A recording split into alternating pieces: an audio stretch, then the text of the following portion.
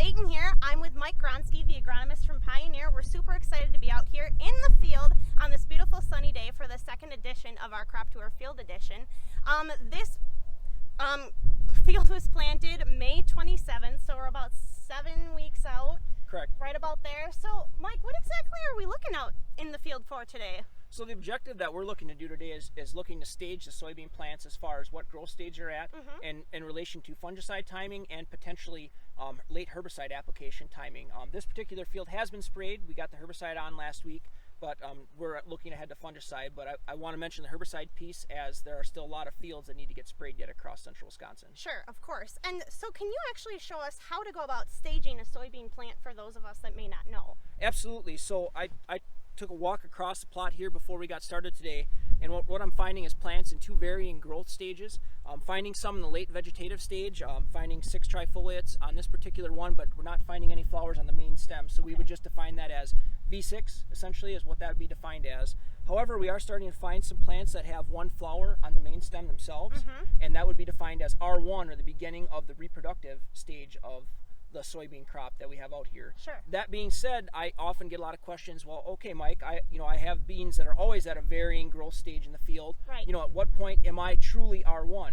This particular field only has about 20 to 25% of the field that's exhibiting flowers on the main stem. Okay. So we would still be classified as late vegetative yet. We wouldn't be a true R1 today. And what percentage do you need to be at to be a true R1 in the field? You want to be greater than 50%, Dayton, Okay.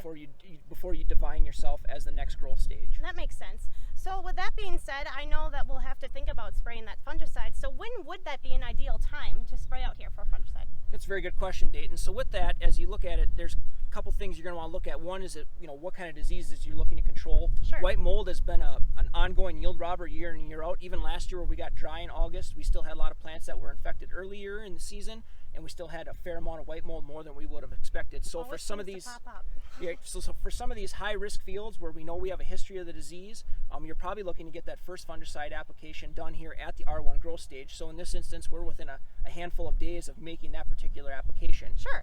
If you're in a situation where maybe you're just looking to control leaf diseases, or maybe you're a lower pressure white mold area and you're looking to just do an R3 application, R3 is going to be about 14 days out after R1 has happened. And R3 is defined as having a 3/16" pod within the 4 uppermost nodes of the plant. Okay, when so you look at them. We got a little ways to go before we get there. Correct, yeah. Okay. We have a little bit of time before we get to the R3 growth stage. Gotcha. And I know we did just spray this field for herbicide, but what about late season herbicide spraying? When should we look to do that? That's a great question. So, I mean, as this particular field here, we're still very well within label for quite a few products because we haven't even hit flowering. Sure. As we hit that R1 growth stage, there's quite a few herbicide products that are going to fall off label. And the last one that's going to run off label is going to be your glyphosate application. That's going to run off at the R2, which would be considered full flower, where you have a flower within the 2 uppermost nodes of the plant on the main stem. Gotcha. And at that point, you're going to fall out of bed with being able to make a herbicide application without potentially taking a yield loss with it. Right, which is something we definitely don't want.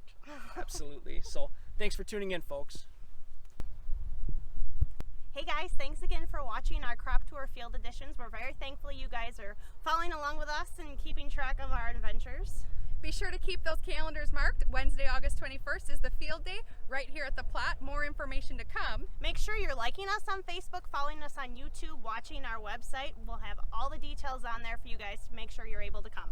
And again, special thanks to our partners in the field, Pioneer, Cropping Central, White Planters, Precision Planting, and of course, Swiderski Equipment. Thanks for watching. Bye, We'll guys. see you soon.